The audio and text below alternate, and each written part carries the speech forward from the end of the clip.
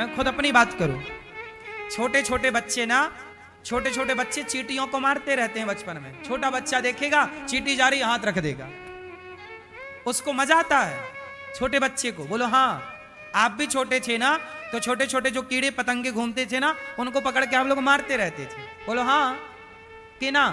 अब बताइए, किसी को याद है कि आपने कितने जीव मारे हैं? किसी को याद हो तो बताओ। मुझे याद है कुछ कुछ, कि मैं बचपन में ऐसे गलतियों से, अनजान था, कुछ था नहीं, चींटियों के ऊपर पांव रख दिया।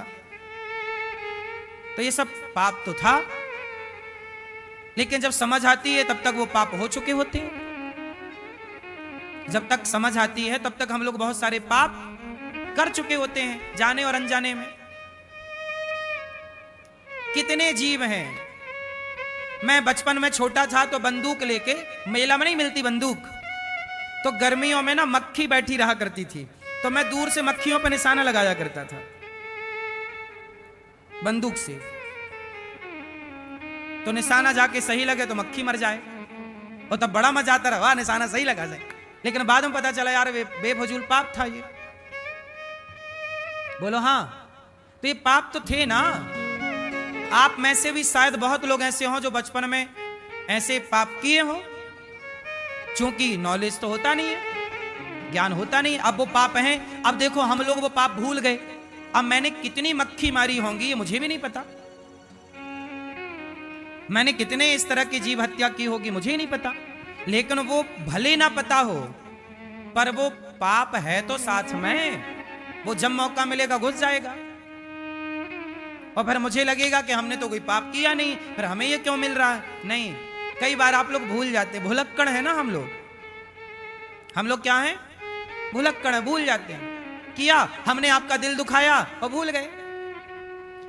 हमने आपको गाली दे दी, अपमान कर दिया और हम भूल गए। ईश्वर थोड़ी भूला है। आपने कई बार ऐसे शब्द कह दिए कि सामने वाला रो पड़ा, हाँ या ना? इतना कठोर कह दिया, क्या ये पाप नहीं था? पाप 3 जगह से होता है, मनसा, वाचा, कर्मणा। पाप कितनी जगह से होता है? 3 जगह से। मन से पाप होता है। जैसे मन से पाप क्या है?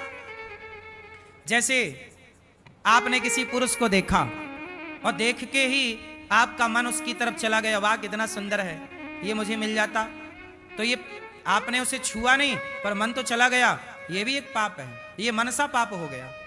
पुरुष लोग स्त्री को देखते हैं, वाह कितनी सुंदर है, मन चला गया, ये भी पाप है। आप मानो ना मानो ये पाप है।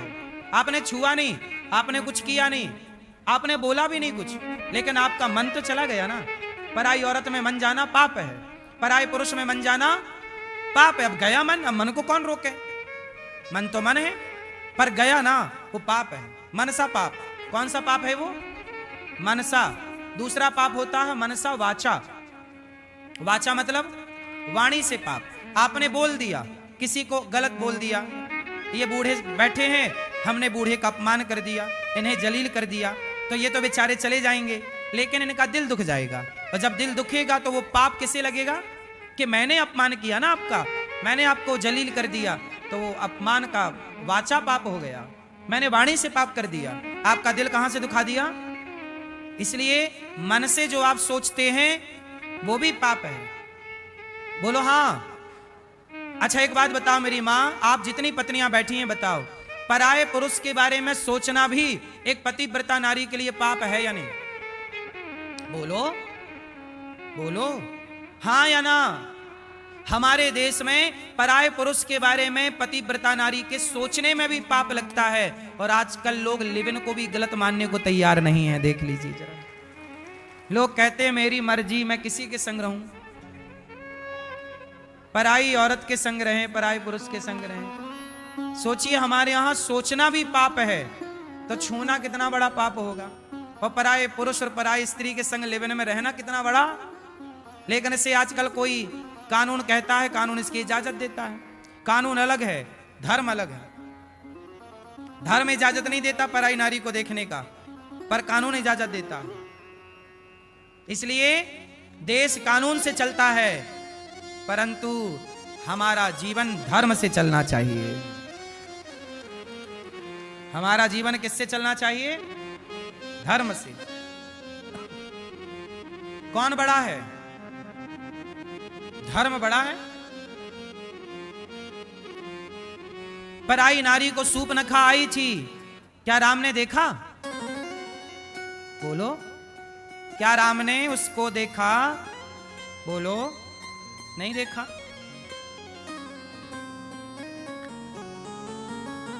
तो मनसा वाचा कर्मणा, कर्म से पाप। आपने किसी का गला दबा दिया, आपने किसी को मार दिया, कर्म से पाप। तो पाप मन से भी होता, वाणी से भी होता, कर्म से भी होता। जब तक समझ नहीं थी कोई बात नहीं, पर जब से समझ आई तब से आप मनसा वाचा कर्मणा तीनों पापों से बचिए और अपने मनसा वाचा कर्मणा से भगवान की सेवा करिए, भक्तों की सेवा करिए। जो हो गया सो हो गया, आगे ना हो। जो हुआ सो हुआ, अब ना हो। यदि आप अपनी गलतियां सुधार लेते हैं तो भगवान माफ कर देते हैं। ऐसा नहीं है कि हमने पाप किए हैं तो भगवान हमें क्षमा नहीं करेंगे। भगवान बड़े दयालु हैं। कितना भी बड़ा पाप करिए आप, लेकिन भगवान की शरण में चले जाइए और भगवान से कह दीजिए, प्रभु मैंने पाप किए हैं, अब मैं नहीं करूंगा, और वो गलतियां मत दोहराइए, भगवान आपको क्षमा कर देंगे। सन्मुख हो ही जीव मोहि जबहि, जन्म कोटि अघनासहि तबहि। कितना भी बड़ा पाप कर लीजिए आप, पर भगवान की शरण में जाइए तो जैसे आग की चिंगारी बड़े से बड़े ढेर को जलाकर समाप्त कर सकती है, ऐसे भगवान का दर्शन और भगवान की करुणा कृपा कई कई जन्म के पाप को जलाकर समाप्त कर सकती है। इसलिए लोग भगवान की शरण में रहते हैं। रावण से यही तो कहा हनुमान जी ने कि तूने गलती हूं, जब कहोगे नहीं, स्वीकार नहीं करोगे, भगवान कैसे स्वीकार करेंगे? पहले आप स्वीकार कीजिए अपनी गलतियां, फिर भगवान स्वीकार करेंगे आपको। आप स्वीकार नहीं करेंगे तो भगवान बोले मैं भी स्वीकार नहीं करूंगा तुझे। तूने कौन सा स्वीकार की अपनी गलतियां? कहो, हे प्रभु मैं जैसा हूं आपका हूं, मैं पापी हूं, नीच हूं, दुष्ट हूं, अधम हूं। कहो। आजकल है आदमी पापी और बड़ा पुण्यात्मा बना घूमता रहता है। अच्छा ये बताओ, आप लोग लोभी हो के नहीं, अभिमानी हो के नहीं, कामी हो के नहीं, हाँ या ना? ये सारी बुराइयां हमारे अंदर हैं, पर आप किसी को कह दीजिए तू बहुत कामी है तो वो बुरा मान जाएगा। किसी को आप कह दीजिए तू बड़ा घमंडी है, वो बुरा मान जाएगा। कहां घमंड कर रहा हूं? करता है पर मानता नहीं। भैया सो गई क्या मेरी मां?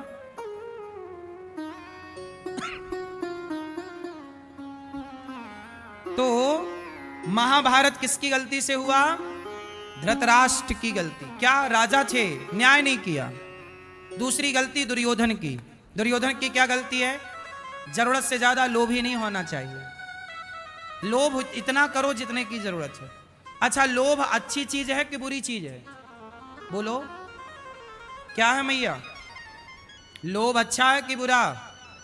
क्या जोर से क्या कह रही हो? बुरा है। आप बताओ भैया चश्मा वाले, लोभ अच्छा है बुरा है? बुरा। आप बताइए। बुरा।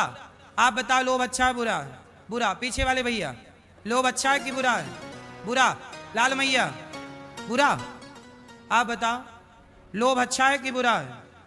लोभ अच्छा है, बुरा नहीं है। यदि लोभ बुरा होता तो भगवान लोभ बनाते क्यों?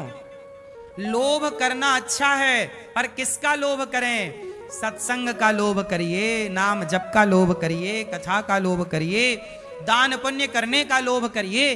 भाई लोभ के पॉजिटिविटी भी तो है, नेगेटिविटी भी है, तो पॉजिटिविटी भी तो आप एक एंगल से क्यों देखते हैं? दूसरा पहलू भी तो है।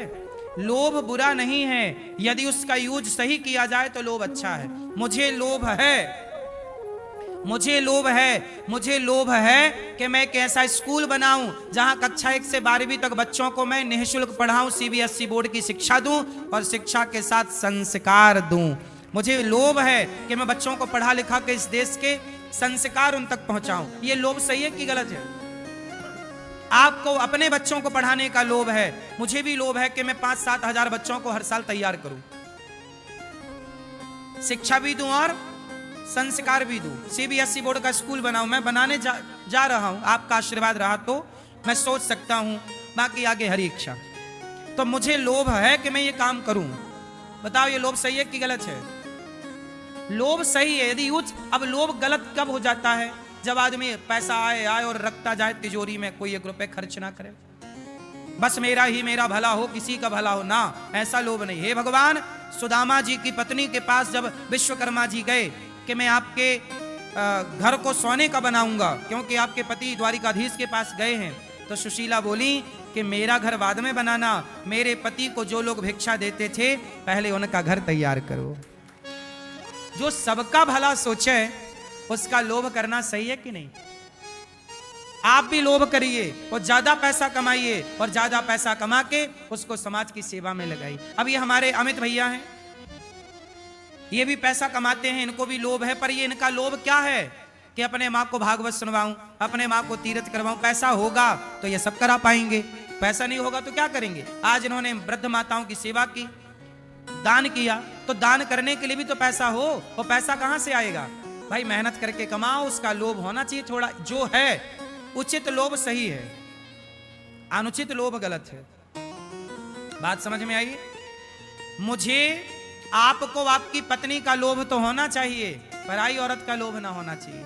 अपने धन का लोभ तो हो कि जितना मेरा है वो मेरा है। अब जैसे ये पैसा यहां पड़ा है, ये मेरा है, ये मेरा है, पर ये पैसा वहां पड़ा होगा वो मेरा नहीं है। बोलो हाँ, आपका पैसा रास्ते में गिर जाए और मैं पीछे पीछे जा रहा हूं, 1 करोड़ रुपया पड़ा है, तो वो मेरा नहीं है, मुझे उसका लोभ नहीं है। पर मेरा 1 रुपया गिर जाए तो मुझे लोभ है, मैं उठा के जेब में डाल लूंगा, मेरा है। अपने का लोभ रखिए साहब, पर दूसरे का लोभ ये है। 2 धाराएं हैं, एक पॉजिटिविटी, एक नेगेटिविटी, 2 विचारधारा। बात समझ में आई कि नहीं? तो लोभ गलत नहीं है यदि सही वे पर है तो। भैया क्या बोलती हो, सही है कि गलत है? आप अपने पैसे का लोभ करिए, पर दूसरे का लोभ अपना बचाओ और अपना लोभ करिए कि मेरे द्वार पे संत आए, मैं रोटी खवाऊं, मैं सेवा करूं, भगवान मुझे इतना दो कि मैं समाज की सेवा और कर सकूं। ये लोभ होना चाहिए। मुझे लोभ है, मैं ज्यादा पैसा, मेरे पास आज कितना पैसा है लोगों के पास, मेरे पास इतना पैसा होता तो मैं ना जाने देश के कितने स्थानों पे स्कूल बना बना के समाज की सेवा कर देता। पर पैसा नहीं है इसलिए थोड़ा मजबूर हूं, क्या करूं? जो पैसा आता है उससे काम होता है। तो मेरे को भी लोभ है कि पैसा आए तो ये अच्छे काम हो। बताइए मेरा लोभ सही है कि गलत है? बोलो मेरी माँ, मुझे भी तो कमाना पड़ता है ना। मेरी माँ 300 माता, नहीं कमाऊंगा कैसे काम चलेगा? लोभ तो है, लोभ गलत नहीं है यदि सही है तो। चलो दूसरी बात करते हैं, काम। काम गलत है कि सही है? काम मतलब काम वासना। बताओ वासना का होना सही है कि गलत है? जोर से। सही है गलत है? फास्ट। सही है कि गलत है? क्या है? सही है। काम सही है। अरे काम ना होता तो आप लोगों का जन्म ही ना होता। ये संसार को चलाने के लिए काम चाहिए। ये सृष्टि की रचना काम से हुई है, तो काम सही है। कब? जब आप अपनी पत्नी के साथ रहें, अपने पति के साथ रहें, और पति पत्नी के साथ रहकर ही आप अपनी कामनाओं को पूरी करें, तब काम सही है। पर जब आप अपनी पत्नी के अतिरिक्त, पति के अतिरिक्त पराये पुरुष, पराई स्त्री को देखते हैं, तब वो काम गलत हो जाता है, तब वो वासना गलत हो जाए। ना पत्थर गलत है, ना मिट्टी गलत है, मुझे तो कोई गलत नहीं लगता। गलत तब हो जाती हैं चीजें जब आपका नजरिया बदल जाता है। जो गलत है उसे गलत कहिए, हाँ या ना? इसलिए मेरी मां, क्रोध बहुत अच्छी चीज है, क्रोध जरूर करना चाहिए। उन पर क्रोध करो जो आज भारतीय संस्कृति को बिगाड़ने पर तुले हैं। मैंने तो भारत की संस्कृति को बनाने के लिए एक वक्तव्य दिया, उस पर विवाद खड़ा कर दिया मीडिया ने। तो बताइए मेरा कहा हुआ समाज के लिए सही था कि गलत था? लिविन में मत रहो बेटा, लिविन में मत रहो। पराई स्त्री पराये पुरुष के संग मत रहो। अपने को किसी के आगे मत परोसो, अपने आप को किसी के आगे मत परोसिए। ये मेरा वक्तव्य सही है कि गलत है? अब कुछ लोग कहते हैं कि आप कौन होते हैं रोकने वाले? तो ये समाज को ये लोग गलत दिशा में ले जा रहे हैं जो कह रहे हैं कि आप कौन होते हैं रोकने वाले। हम कहते हैं आप सब रोकने वाले हैं। कोई भी बच्चा गलत करता हुआ दिखे, आपका धर्म है कि आप उसे समझाओ कि बेटा ये गलत है। अब ये थोड़ी कि भाई आप कौन होते हैं बोलने वाले, नहीं, हम भारत में रहते हैं, हम कोई अमेरिका थोड़ी रहते हैं।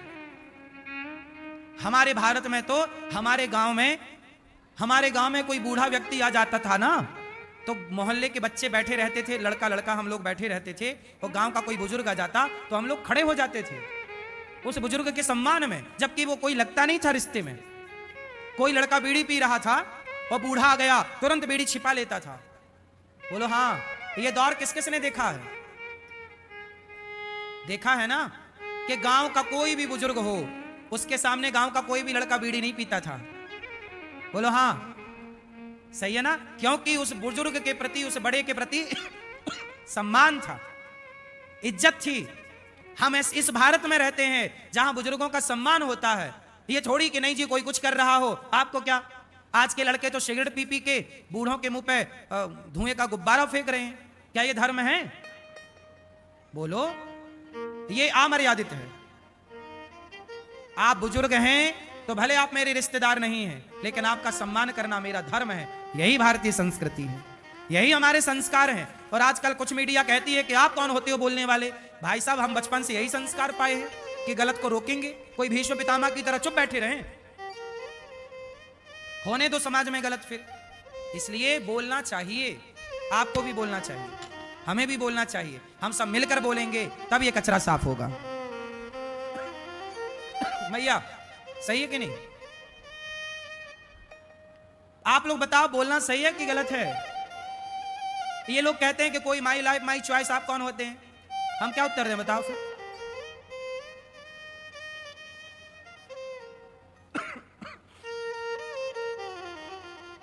बात तो यही है ना मेरी मां, कौन बोले? सब लोग डरते हैं, कौन बोले, कौन मुंह पच्ची करे, माथा पच्ची करे। लेकिन इसी ना बोलने के कारण ना इतना रायता फैल गया। हमारा देश संस्कारवान है, संस्कृति हमारी उत्तम है। ऐसे ना गवाओ मेरी मां, इस भारतीय संस्कृति को बनाए रखो, काम आएगी।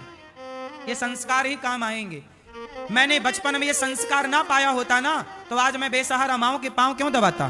देखो, माओं को चलो रहने की व्यवस्था होती, आप भी कर सकते हो माताओं की व्यवस्था, भोजन आप भी दे सकते हो, लेकिन ये दास माताओं के पांव दबाता है। आजकल बेटा अपने माँ बाप के पांव दबाने में शर्म करता है, लेकिन ये दास उन माताओं के पांव दबाता है जिन माओं का कोई हमसे संबंध नहीं है। ये क्या था? ये मेरे बचपन का वही संस्कार था, बड़ों की सम्मान का। ये संस्कार मैंने पाया है, विरासत में पाया है। और आप कहते हो आप कौन होते हो बोलने वाले? क्या करें साहब, वो खून में चला गया है, इसलिए बोले बिना रह नहीं पाते। जब गलत देखते हैं ना तो चुप नहीं रहा जाता। क्या करें भैया आप बताओ? चुपचाप तमाशा देखते रहे। चाणक्य ने जब सिकंदर आया, जब आक्रांता आए, तो चाणक्य ने जाके धनानंद को बोला, धनानंद जाग जा भैया, हमारे देश में आक्रांता आ गए, आक्रांता घुस गए हैं और तू यहां नाच गाने में उन्मत्त हो रहा है। चाणक्य ने धनानंद को सचेत किया था, आगाह किया था, जाग जा जाग जा जाग जा। लेकिन धनानंद ने क्या किया? उल्टा चाणक्य का अपमान कर दिया, बाल पकड़ाया, चोटी पकड़ाई, चल बाहर। पाकिस्तान के हाथ परमाणु शक्ति लग गई, रोज धमकी देता, पटक दूंगा पटक दूंगा, जैसे उसने पटाखे बना रखे हो कि पटक दूंगा दीपावली में। गलत व्यक्ति के हाथ में कोई ताकत लग जाए तो वो उसका मिसयूज करता है, जैसे कि पाकिस्तान परमाणु का कर सकता है। बोलो हाँ कि ना? गलत व्यक्ति के हाथ शक्ति लग जाए तो वो मिसयूज होगी। उसी तरह हमारे ऋषि मुनियों ने ज्ञान को बचा के रखा है। सबके लिए ज्ञान नहीं है, ज्ञान सबके लिए नहीं है। अब जैसे आप लोग भारत के ऋषि मुनियों पे कुछ लोग आरोप लगाते हैं कि पहले तो सबको पढ़ने नहीं दिया गया, पढ़ाई पर सबका अधिकार था, पढ़ो सब, काखा गाघा सब जानो, अयोण रिलरिक सब जानो। लेकिन कुछ ज्ञान था जिस ज्ञान के सब अधिकारी नहीं थे। इसे मैं थोड़ा सा समझाऊं आपको समझना हो तो, कि कौन सा वो ज्ञान है जिस ज्ञान के अधिकारी आप में से बहुत लोग होंगे तो बहुत लोग नहीं होंगे। और यदि मैं वो ज्ञान दे दूं तो बाजार में किस तरह से मिसयूज हो सकता है, एक उदाहरण से मैं आपको समझाता हूं। तैयार हैं? सुनो, हमारे ऋषि मुनियों ने सामान्य ज्ञान तो सबको होना चाहिए, पढ़ना आए, लिखना आए, बोलना आए, ये सब सामान्य ज्ञान सबको, इस पढ़ाई का सबको अधिकार था। पर कुछ ज्ञान था जो सबके लिए नहीं था। जैसे जैसे आपने रामचरितमानस में एक प्रसंग देखा होगा, जब विश्वामित्र जी राम लक्ष्मण को लेकर के गए तो राम जी ने ताड़का मारी और ताड़का मारने के बाद विश्वामित्र जी का यज्ञ पूरा कराया। राम जी ने कराया, बोला हाँ। जब यज्ञ पूरा हुआ उसके बाद विश्वामित्र जी ने राम जी को बिठाया और राम जी को दिव्यास्त्र प्रदान किए। दिए कि नहीं? दिव्य शक्तियां दी। विश्वामित्र जी ने जो शक्तियां तपस्या के बल पर पाई, जो ज्ञान तपस्या के बल पर पाया, वो सारा नॉलेज विश्वामित्र जी ने किसे ट्रांसफर कर दिया? बोलो, राम को ही क्यों किया? राम के पिता दशरथ जी को क्यों नहीं किया? और किसी को क्यों नहीं किया? राम को ही क्यों किया? क्योंकि उस शक्ति, उस ज्ञान के अधिकारी केवल राम थे। तो पात्र देखा जाएगा ना कि क्या यह पात्र है मेरे ज्ञान को धारण करने का। यह हो गई पहली बात। अब दूसरी बात और सुनो। जब रावण की मृत्यु हुई और वो पड़ा ऐसे अचेत, तब आपने एक कथा सुनी होगी छोटी सी। इस कथा के बहुत प्रमाण नहीं है, इसलिए मैं इस कथा को बहुत प्रामाणिक नहीं, फिर भी प्रसंगवश चलती है तो मैं सीख लूं उस कथा से। तो एक कथा छोटी सी है, आपके नॉलेज के लिए है। जब रावण गिरा, राम जी ने नाभि में बाण मारा, वो गिर गया धड़ाम से। तब राम ने लक्ष्मण जी को कहा कि जाओ, रावण मर रहा है, बहुत बड़ा ज्ञानी है, थोड़ा सा ज्ञान ले लो। भेजा था कि नहीं? तो लक्ष्मण जी गए तो रावण के सिर के पास खड़े हो गए। खड़े रहे लक्ष्मण जी, रावण एक शब्द नहीं बोला। लक्ष्मण जी आ गए, बोले राम वो तो कुछ बोल नहीं रहा, प्रभु वो तो कुछ बोल नहीं रहा है। तो राम ने कहा तुम कहां खड़े थे? बोले रावण के सिर के पास। बोले कोई सिर के पास थोड़ी ज्ञान मिलेगा, जाओ चरणों में खड़े हो, ब्राह्मण है ज्ञान देगा, रावण विद्वान है, चरणों में जाके खड़े हो, प्रणाम करो। लक्ष्मण जी गए और चरणों में खड़े होकर रावण को जब प्रणाम किया तो रावण ने लक्ष्मण जी को दिव्य ज्ञान दिया। बोलो हाँ। पहली बार में क्यों नहीं दिया? क्योंकि पहली बार में लक्ष्मण जी उस ज्ञान के अधिकारी, क्योंकि वो तरीका गलत था। सोचिए, लक्ष्मण जी में भी यदि काबिलियत नहीं है तो रावण जैसों ने लक्ष्मण जी को ज्ञान नहीं दिया, और काबिलियत आई तब जाके ज्ञान दिया। तो काबिलियत यदि आपके अंदर धारण करने की शक्ति नहीं है तो हम आपको जो ज्ञान देंगे उसका आप मिसयूज करोगे। अब जैसे कुछ ज्ञान है बाजार में इस तरह का जिसका लोग मिसयूज करते हैं, चलो उसका भी एक उदाहरण देता हूं, समझिएगा। अब जैसे एक ज्ञान सबको मिल गया है जो कि नहीं मिलना चाहिए था, पर कथाओं ने ज्ञान दे दिया, अब वो ज्ञान का मिसयूज हो रहा है। कौन सा ज्ञान का मिसयूज हो रहा है आजकल? ज्ञान है, सुनो, भगवान की मर्जी के बिना पत्ता नहीं हिलता। एक बार दोहराओ, भगवान की मर्जी के बिना पत्ता नहीं हिलता। ये ज्ञान तो सही है, पर यह ज्ञान गलत लोगों को मिल गया। अब चोर चोरी करता है और बोलता है मैं नहीं कर रहा, भगवान की मर्जी के बिना तो पत्ता नहीं हिल रहा। अब चोर को ज्ञान मिल गया तो कर रहा है चोरी स्वयं और दोषी बना रहा है। हाँ, बलात्कारी को ज्ञान मिल गया तो बलात्कारी बलात्कार करता है और अपना 20,000 रुपए कमा के खुश है, क्योंकि ईमानदारी से जीना सीखा है। अब ऐसे लोगों के लिए यह ज्ञान है कि जो हो रहा है ईश्वर की मर्जी है। जो व्यक्ति इतना सहनशील है, इतना आत्मज्ञानी है, सुदामा जैसे लोग 4-4 दिन चूल्हा नहीं जलता फिर भी शिकायत नहीं है, तो यह ज्ञान सुदामा जैसों के लिए था। यह ज्ञान संतों के लिए है, भक्तों के लिए है, उनके लिए नहीं है जो गलत कर ही रहे। बात सही है कि गलत? गलत व्यक्ति के हाथ ज्ञान लग गया तो वो चिल्ला रहा है। अब देखो, मैं सत्य से चलता हूं, धर्म से चलता हूं, आप भी सत्य से चलते हैं, धर्म से चलते हैं। 1 रुपए हमारे यहां चींटी को मारना पाप है। आप में से बहुत लोग होंगे जो चींटी को भी नहीं मारते होंगे। आप में से बहुत लोग होंगे जो किसी जीव की हत्या करने से डरते होंगे, और कुछ लोग हैं जो तलवार लेके काट ही रहे हैं गर्दन बकरे की और मछली की। तो जो मछली की गर्दन काट रहा है वो कहे कि जी भगवान की मर्जी के बिना पत्ता नहीं हिलता, मैं इसे मार रहा हूं, ये भी मर्जी भगवान। नहीं साहब, तुम्हारे लिए नहीं। जिस जगह ये लिखा है कि भगवान की मर्जी के बिना पत्ता नहीं हिलता, उसके पहले ये भी लिखा है कि सब पर दया करो, दया धर्म का मूल है, पाप मूल अभिमान। तो आपने बाकी चीजें क्यों नहीं फॉलो की भाई? 100 बोलिए, 100 की गिनती तक पहुंचने के लिए आपको 90 पढ़ना पड़ेगा, 91 पढ़ना पड़ेगा। जब तक 50 नहीं पढ़ोगे, 60 नहीं पढ़ोगे, 70 नहीं पढ़ोगे, 80 नहीं पढ़ोगे, तो 100 को क्या समझोगे? जो 1 से 99 तक समझ चुका वो 100 को भी समझ लेगा, और जिसने 1 से 99 को नहीं समझा वो 100 को नहीं समझ सकता। तो जिसने शास्त्रों की बाकी बातें नहीं समझी वो ये बात नहीं समझ सकता कि ईश्वर की मर्जी के बिना पत्ता भी नहीं हिलता। ये ज्ञान उन लोगों के लिए है जो बाकी चीजों को भी फॉलो कर रहे हैं, क्योंकि शास्त्रों में केवल एक ही बात तो लिखी नहीं है, एक बात कहने के पहले और बातें लिखी हैं। संविधान में कोई एक धारा तो है नहीं कि आपने एक धारा पढ़ ली, बाकी धारा से आपको कोई मतलब नहीं। सारी धाराएं आपको पढ़नी पड़ेंगी यदि आप कानून को जानना चाहते हैं तो। बोलो हाँ, ऐसे ही है। धर्म को जानो तो पूरा जानो, आधा जानोगे तो फिर वही होगा कि चोरी करके आप आरोप भगवान को लगाओगे। एक बार ऐसा हुआ, अब इसको पूरा मैं निराकरण करता हूं, इस पूरी घटना का। इसका एक बार क्या हुआ, एक जंगल था, जंगल नहीं, एक बगीचा। उस बगीचे में एक चरवाहा बगीचे के बाहर गाय चरा रहा था।